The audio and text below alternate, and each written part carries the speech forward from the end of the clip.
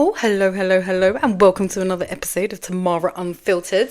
Still got my sunglasses on because I couldn't really sort out my face, but I'm here nonetheless, and I feel like that's what matters.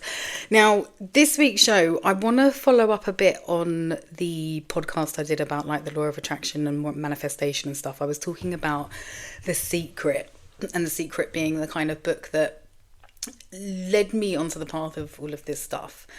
And now I want to talk about some of the books afterwards and some of the things that have been really, really helpful to me, because I mentioned The Secret in particular. I mean, it's such a great book, but essentially it's very materialistic, and it's also very basic. It doesn't really get to the depths of what it actually is going to take. I think The Secret worked and sold so well because that thing where I talk about, instant gratification, it's a very real thing. People want that. They don't want to be told, oh, they've got to wait 10 years before something's going to become true. So The Secret did well because it kind of makes you think that you can have everything kind of in an instant. Now, that is not the case. And this is someone who's now 17 years deep into the law of attraction. I can tell you it very much works, and you very much have a certain say and power over your life. However, it's not as simple as, oh, you think of what you want, you get what you want, and everything's great. It doesn't go that way. And I think, as I've tried to show you, previously, getting what you wish for is not always what you thought you wanted, and it's not always as great as you thought it would be. And the book I want to talk about really does a very good job of explaining that. Now, if you're watching this on YouTube, you'll see I am holding up a very old copy. Again, another old book that's lost its cover. But this is How to Think and Grow Rich by Napoleon Hill. Now, I love this book, and I think this book is really important to talk about now because of the time of when this book was written. Now, this book was written in 1912. And it was written around the time of the Great Depression. But what this book proved, or tried to prove, was that even though we were going through the greatest depression, it was actually one of the most abundant times in terms of being able to make money. Because, when everything's failing, there is obviously an opportunity to create answers to those failures. So this book was written around that time. Now, if you've got a tinfoil hat like me, you'll know he talks about a lot of the people that haven't really done very good in this world. I mean, they've done very good financially, and they are the elite, they are the powers that be. But I think at the time he wrote this book, he maybe wasn't aware of the power these people wielded. And actually, no, I think he was, because I think he references them because of what they were able to do at that time, through using the techniques in this book. Now, the techniques in this book are based on the law of attraction, but it's a lot more in depth than The Secret was. And I think this is funny because this book, even though it's called How to Think and Grow Rich, it's probably the most spiritual book I have ever read in my life. This book really helped me to understand what it was actually going to take if I was going to change my life. Like I said, The Secret's very surface level. This really gets into the depths. Now, there's lots of chapters in this, and I'm not going to go into them too much, but I am going to just talk about one that's just popped out, which, funnily enough, is chapter 11. And this, because like I said, this book really introduced me to a lot of different things. But this in particular, chapter 11, it's called The Mystery of Sex Transmutation. This was my first introduction to understanding the power I wielded as a human. I had never really considered what was happening when I was having sex, the exchange that was occurring, which is a very big energetic exchange. And I never really made the connection how through me having sex so promiscuously was really damaging my ability to be able to manifest good things into my life. One, because I think on like a spiritual woo-woo level, not even on a spiritual woo-woo level, like scientific fact, you basically take on the DNA of any men you sleep with. And when you're taking on other people's DNA, you're probably going to start to feel a little bit crazy, right? And I think maybe that's where a lot of my mental health came from when I was younger. The fact that come from a very big trauma. I had, instead of hiding away from that trauma, I just went on to become very promiscuous. And I think it definitely affected my mental health. But like I said, this book was the first introduction to starting to understand the power I did have and like how to use it in a more productive fashion. Now, this book was really interesting because the way it spoke about sex transmutation, it kind of, he was doing this from a study. You have to remember this book is like basically a study, scientific study, but he's taking it from a scientific point of view. And he basically discovered that men after the age of 40, and again, this book is very, it's not misogynistic, but it was the time it was written in. It's basically about men. But he discovered or made the connection that men over the age of 40 suddenly started finding success because they slowed down in their sex life. And the connection he made was the fact that because they were no longer ploughing their life force energy into another human, they were in fact storing up all that energy and then ploughing it into things like their business. And this is where people were starting to see massive financial growth. And so I really took this on board, and I ended up doing, I think it was like 2.5 years of celibacy, like intended celibacy, not the celibacy I'm doing now where I'm just like, I fucking hate men and don't care if I never have sex again. Like, I wanted to have sex and I wanted to be with men. That sounds weird, but you know what I mean. I wanted to do that, but I just knew I was giving away potential life force energy that I could be ploughing into my business and such. So that's what I did. I went celibate. I stored up all my sexual energy. Honestly, that was probably the time when I saw the biggest jump in my life in terms of my success and my finances. And I really, till this day, attribute it to the fact that I stopped having sex. And the book, I can't even remember if it was this book, but there's like another book I got that really goes like deeper into this. But there's two ways you can go at this. You can either go at it to use your sexual energy, I'm talking about. You can either go at it from the way of like, you completely abstain, so you're storing up your energy for yourself, or you go at it with a partner who is happy to help you channel and is willing to get aligned with whatever it is you're trying to manifest. Because you can, I don't know if you've heard of sex magic. I think the guy who introduced this, Aleister Crowley, wasn't the best of guys, so I don't think we really listened to him too much about it. But you can basically do little rituals when you're having sex, and I mean that makes it sound really like sadistic and weird. Like, you basically, like, you would be having sex, and at the point when you're both about to ejaculate, you would both focus on a goal or an outcome. So for me, it might be my 20 million pounds, right? So I'd be getting my groove on with a guy just when we're about to bust a nut. We'd both see that 20 million pounds in our head and aim that sexual energy, that nut, that ejaculation. Sorry, I've got to find better words. You would aim that, like physically, like not physically, like see in your mind that going towards your goal. You're ploughing that energy into that. So there are two different ways to go about it, but I chose to abstain, and I honestly think it was probably I do think it was one of the best things I ever did in terms of helping me to level up.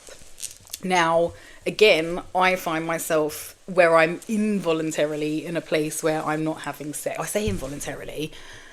It's like I want it and I don't want it sort of thing. Like, the state of men at the moment has become so bad. I just don't want to lower myself, to be honest with you. It's just, I don't feel like there's anything worth out there, worth doing it with out there. So I'm abstaining because of that, not because I'm trying to level up financially or whatever.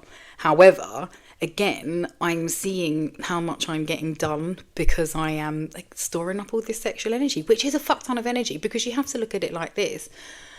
If I went now and had sex, I ejaculate, hello eggs, he ejaculates, hello sperm.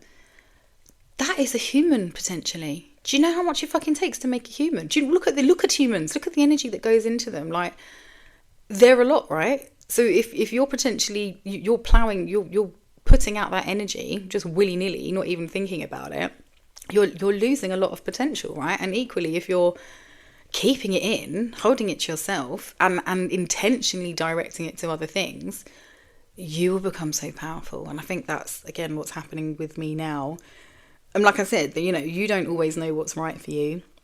I don't know why the universe has put me on a path where all the men are so flipping terrible, but it is my reality at the moment, is what it is. And it's pushed me to a place where I'm having to fling myself into work, but I've got the right amount of energy to do it, and it's just making such a difference to it. I mean, do you think if I had a boyfriend and I'd been up boning all night, I would be here now doing this podcast? No, I fucking wouldn't. So everything is relative. Anyway, this book in particular, it taught me a lot. And like I said, it was a very spiritual book because it made me understand there was a lot more to this law of attraction thing than just putting stuff out there. And this was the first thing that introduced me to the concept of, not that I wasn't a good person before, but actually being good for the benefit of yourself. I.e., you got to think of yourself as a magnet, right? And a mirror, essentially. Whatever you're putting out is going to come back to you. And so by putting out there,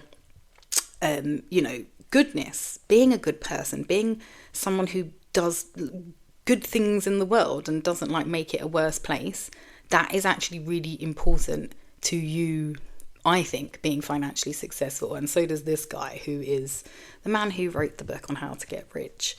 Now, the only thing I have to compare this to is people I see in my life.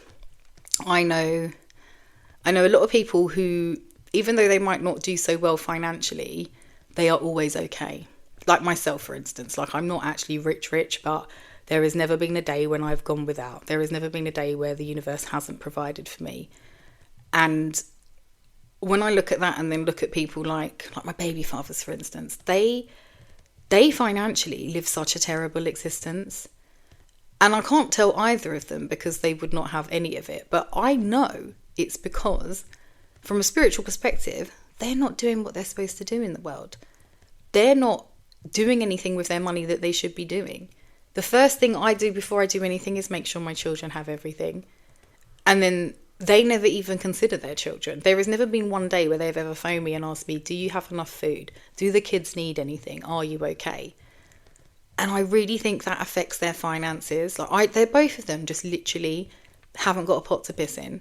And I just, when I zoom out, I just think it's because you're cunts. It's because you don't look after what you're supposed to look after. Like, I don't think the universe is good to bad people. You might see on the surface level, like, bad people occasionally, like, having a good time. But in the essence, like, underneath it all, I just don't think they are. I don't think the universe is being good to them. And this is what I mean, like, my life at the moment doesn't feel so great, but, like, actually it is fucking great. Like, I know a lot of this is just down to bad mental health feelings because of perimenopausal shit. It's not actually my life. My life is a good, but like I said, I'm always provided for. But I see so often people who don't do right by the people they're supposed to, and then they just don't have, like, a good existence, and then they wonder why. I don't wonder. But again, like I said, people, you can't tell people this. They don't want to flip and hear it.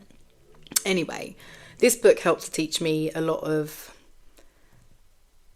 why my morals that I've always had are in fact important, and why still to this day there's a lot of things I could be doing that would make me a lot of money, but I just don't want to do it because it would be at the sake of my morals, and it would, I don't know, I'd no longer be authentic. And I think authenticity is so important. In fact, here's this for interesting. When you read a lot of these books, they talk about love, and they talk about love being the highest possible frequency you can be on. And when you're in a state of love, you emit this, like, frequency, this divine frequency, and it's like the highest possible frequency. Do you know what actually is the highest possible frequency you could ever be on, and is the best place to be, and where you're going to attract the most good things into your life? It's actually authenticity. They measured it. Like, there's a chart and it shows. And do you know what glows you up and lights you up more than love? It's being authentic. Which is why I've got to stay true to myself. And which is, again, it's just another important thing this book taught me. I don't think it even understood that on that level at this time when it was written. But it did understand how being a good person, being true to yourself, was really going to be a contributing factor as to how well you do in this world. And do you know what sparked this whole podcast? I saw I saw somebody misquote something the other day and it really annoyed me because it just made the quote sound stupid. But it was basically saying, like, the man who does more work than he's paid for will be paid for more work than he does. But they misquoted it. But the quote was actually, a man who does more work than he's, like, being paid for will soon be paid for more work than he's doing. And that seems very, I don't even know, but if you actually think about that, that is so much deeper than that. And I've actually seen that in my life. When I started my businesses, a lot of you know what I do. One of my main business in particular, that was started through giving stuff away. That was started because people needed this thing, and I was one of the only people that could provide it. And as much as, you know, wrongly or rightly, I just felt like I had to, and I would give a lot of stuff away. And I would genuinely do it from my heart. And I did that in a place where I didn't have much myself to be giving, but I just genuinely wanted to give because I wanted to help. And now, you know, 10 years on, I have a business that is, considering what it is, it thrives. Like, it does really well. And I think a lot of that is off the fact that I put so much effort in the beginning. I put so much goodness into it. I genuinely cared. I genuinely wanted to help people. Because this is another thing. This book, even though it's about Think and Grow Rich, it constantly reminds you it's not all about money. Money is not the be all and end all. Like, there is a certain quality you want to have to your life. But there also has to be a certain amount of sacrifice that you are willing to give. And this whole thing where you're willing to put in more than you're being paid. And again, in the beginning, it wasn't even just about giving stuff away. It was the amount of time I had to give. I remember like breastfeeding at like 3 o'clock in the morning with one hand on my laptop, just doing what I had to do to make sure I could look after my children. And nobody wants to be working on 0 hours sleep at 3 o'clock in the morning with a baby hanging off their boob. But if you are willing to put in that level of effort, i.e. put in a level of work that you were not going to be paid, no one was fucking paying me to do any of that shit at the time. Of course they weren't, it's my own business. But the fact that I was willing to put that effort in, I think has now paid off. That I've now got to the point where, you know, my life workload is incredibly heavy because I have 5 children, not because of the businesses I have. I've actually managed to set up these businesses, and again, it's all relative. I've had to do this because of the children, but I've set up my businesses where I basically have to work like an hour a day, and I get to choose when that hour is, and it's even broken up throughout the day, right? And again, I think that is because in the beginning, I was working 48 hours a day. There aren't 48 hours in a fucking day, but I was working them, right? And it's all just so relative. And this is why this book was so important, because The Secret doesn't teach you that. The Secret doesn't teach you you're going to be working until you want to cry. You're going to work until your eyes feel like they're fucking bleeding and you can't work no more. And this is my problem with today's society and the people that are these law of attraction manifestation gurus, if you will. Because they are all full of shit, because no one is willing to tell you what it actually takes to be successful. Essentially, it's just hard fucking work and constantly getting punched in the face by the universe and then just getting back up and going, oh, that didn't hurt, I'll crack on again. That's essentially what it is. But a book would not sell very well if that's all it told you. These courses would not sell if they weren't telling you you can't change your life in an instant. And again, that's why I don't sell these fucking courses, because all of these people are just fucking lying to you. Everything you need to change your life is in this book, but it might take you 10 years to get there. Hell, like I said, I'm 17 years in the making, and I can imagine I'll be on this journey for a lot longer. I mean, life's a journey, isn't it? But there is a lot to learn and there's a lot to take on board, and this book just kind of laid it all out, and for me was the foundation of how I have built my life and now what I live by. This is kind of essentially my Bible. This is how I have chosen to live my life. I've taken everything, all of the concepts in this, even down to this, you know, the man who does more work than he's paid for will soon be paid for more work than he does. That. And do you know what the funny thing is? I think that quote pissed me off, because I don't actually think that was from this book. I could be quoting this wrong now, but I don't think that was written by Napoleon Hill. I think that was written by a man called Wallace D. Wattles, who unfortunately, I know I've given this book to someone and so I don't have it, but there is a book, and this is the next book I want to talk about, that was really fundamental in all of the teachings and everything that I've ever learned. And this was the book called The Science of Getting Rich. Now, this man, Wallace D. Wattles, again, a bit like Napoleon Hill, kind of similar philosophies, but he discovered, all the successful men were doing these similar things. And a lot of the stuff, not that I couldn't do it, but I didn't have the discipline for it. Even now, the most powerful thing you can do is visualization. But I find it really hard to sit there and visualize. I just do. I find it, I can easily picture my own life. I can easily picture stupid fucking situations where I'm arguing with people, but sitting down and imagining whatever I think my dream life is really fucking hard. But these are the things that are very fucking powerful. In fact, there's another book here. If you're looking on YouTube, you'll see this. There's 3 books that were monumental, like the books that changed my life, and it was How to Think and Grow Rich, The Science of Getting Rich, and this book, which is The Master Key System. Now, this book was the hardest for me because this book is, how do I even explain this book? It takes so much discipline. It basically, I think it involved like 45 days of flipping meditation. And again, meditation is another thing I find super duper hard. I do not have the discipline. My mind wanders too much. I don't, and they say, don't they? They say everybody should meditate for 10 minutes a day, except those who can't. They should meditate for an hour. And I'm just like, I am a perfect candidate for meditation, but for whatever reason, I don't know, never got on too well with it. I've always promoted it, and I support it, and I think you should be doing it if you can, but I just personally cannot myself. But this book, again, just highlights all the things that if you do them and you do them consistently, you can basically change your whole entire life.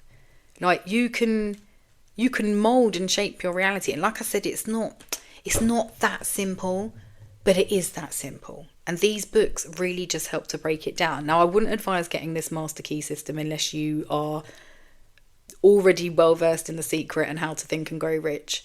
It might not make much sense to you, and I don't know. And again, it takes a lot of discipline. If you don't have 6 months to dedicate to this book, don't do it. But this is what I always say, and why I don't understand why people think it's so easy to just manifest all this great stuff.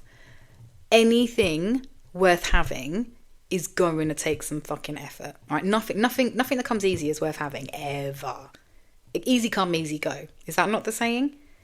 The more effort you put into something, the longer it is going to last, all right? And so this book, where again, I was such a little fast hothead. When I got this book, I was like, I haven't got 6 months to sit down and meditate. I never did it. But trust me, if I had the 6 months to sit down and meditate, I would probably be a billionaire right now. You probably wouldn't be listening to this podcast because I'd just be living on the ocean somewhere on my own private island, right? Again, it's all relative. I do often think sometimes, I said this before, if you get everything you ever wanted, would you even be happy? Like, imagine I just open my bank account and I've got £1 billion in there, like, well, that, in my eyes, I've completed life. Well, what the fuck am I going to do then? I saw someone the other day, interestingly, and it was that bad Barbie girl, and I felt really sorry for her. I know we're all like, everyone's taught us to hate her or whatever, but she's just another fucking lost kid, like, who's been taken advantage of. But she was saying, she said, I'm bored. She said, I've got 75 million in the bank. I've bought all the handbags. I've been all the places. I've done all the things. I'm bored. And it just made me think, God, like, what would you really do if you had achieved everything you think you want to achieve? You'd probably be fucking bored too. Because as much as I find all of this a struggle at the moment, it's still a reason to get out of bed. And I think that's the one thing people, like a lot of people lack, is purpose. Like, as much as I moan about my kids, and literally at least once a day, I'm like, what the fuck have I done? Oh, they're still my fucking purpose, and they give me a reason to get up and breathe and continue and carry on, and probably are the reason I haven't fucking jumped off a bridge, let's be real. So, I don't know, you need purpose in your life. And I don't know, that can't look like a child for everybody, but you need something to do. I'll never forget, I read this awful story once. This woman, her whole family had been in a car crash. I'm talking daughter, son-in-law, grandkids, I think one of her kids, like everyone was fucking wiped out. They all died in this car crash. And she was being interviewed, and someone said to her, like, how do you even continue after that? And she said she started volunteering, and she realised her happiness didn't actually have to be her own for her to be happy. She could help other people be happy and be happy from that. And that's what she did. She would just volunteer and she helped make other people's lives great. And that gave her purpose and that kept her going. And that is essentially what you need. You know, I have this argument with Rocco all the time. He's always like, oh, my life's so hard. I'm like, your life's not hard, you just lack purpose. You've got no fucking reason to get out of bed every day, so why would you? And then when you lay in bed all day, then come all the problems. Then the depression sets in and the bed rot and all of that. You need a purpose. Anyway, I think I've said that enough. But back to these books. I don't know, these books, like I said, The Secret was the first thing I read, and then it led me into these books. And I would say these 3 books probably changed my life the most. I live by these books, and a lot of the stuff I've learned in here every day, like, carries me through every day. And I don't know, there's a lot of the things I don't do, but I know if I did do it would add even more power. But like I said, everything has a time and a place. Maybe this is where I'm meant to be right now, which is why I don't have the energy to meditate myself into another fucking dimension, right? Because I'm not actually supposed to right now. And that's okay. Like, I do think everything has its time and its place. But I'm going to link these books. They're on my Amazon page. Most of these books, fun fact, after 75 years, a book becomes public domain, meaning Napoleon Hill, who's dead anyway, he can no longer make money from this book. So even though I love books, so I want hard copies of everything, so I've bought this copy and in my bookcase it stays. But you can get this free. This will be free somewhere in the public domain because it's essentially just available as a PDF now, and whoever sells this book doesn't own it, basically. They're just taking advantage of the fact after 75 years, writers lose their rights. Anyway, I'm going to make those available. Check those out. I don't know if I'm going to do a whole show on it. Maybe I'll just put it in the bio, but there's a couple of things that I've watched that have really helped me. There's a man, actually, funny enough, I've got this little book here called Feeling is the Secret, and it's by Neville Goddard. Now, if you have a man in your life, or, you know, you've got sons like me, he's a really good guy to get them to listen to. He's got a few, there's one thing in particular, like a speech he gave, that is really life-changing, actually. I'm going to link it in the bio. I'd like you to have a listen, but especially if you've got like men in your life, get them to listen to it. Get them to start understanding their power. I mean, this is a podcast for another day, but I think the real pandemic at the moment is the state of men. Men are just not men, and I think it's because men are not okay, but we all deserve to be okay, and we all deserve to know our power. And please remember as well, I only do all of this because when I realised the world was actually fucked, run by a bunch of potentially alien reptile psychopaths, I thought, how can I actually be of help? Because it's not very helpful going around screaming that to people, because I mean, what are you going to do? What are you going to do with that information now? You know, the Queen's a lizard, and how are you going to, you can't do nothing about that. Understanding as well that life is in fact like Monsters Inc. If you ever seen Monsters Inc., what's happening is monsters are going into children's room at night, scaring the shit out of them, or scaring the scream out of them. And when these kids scream, they're actually capturing these screams in chambers and using them as energy to fuel their little monster world. And that is exactly what is going on in this world. All right, you have got these elite people who are using our fear, our anxiety, our sheer fucking terror at the state of the world, and they are feeding off that frequency. And that might sound a little bit woo-woo and wild, but that is exactly what they're doing, which is why I have tried to come and be the person who says, hey, this is how you get your happy on. This is how you get your control of this situation. This is how you make your life better. Because I tell you, the scariest thing to them people is all of us waking up, realising our fucking power, realising we're actually fucking free, and realising they can't do a damn fucking thing to us, especially when our frequency is as high as this. Anyway, that's why I'm here. That's what I've always trying to be been trying to do for the last couple of years and what I'm going to continue to do. So do me and yourself a favor. Go and invest in one of these books or find the free PDF online. Invest in yourself and start to understand the power you actually wield, okay? Because trust me, it's a fucking lot. Anyway, I'm going to go. I know this has been a bit shorter than normal, but I've had a fucking enough. All right, I want to go and get into bed, smoke some weed and order some food and enjoy the last few hours of peace that I have of this weekend. Anyway, I am sending you all the love and luck with your building a better life for yourself, and I will see you next week with, I don't even know what at this point, but I'll be back next week because, as we've established, consistency is key. Anyway, I love you all very much. Thank you so much for listening, and I'll see you soon. Mwah.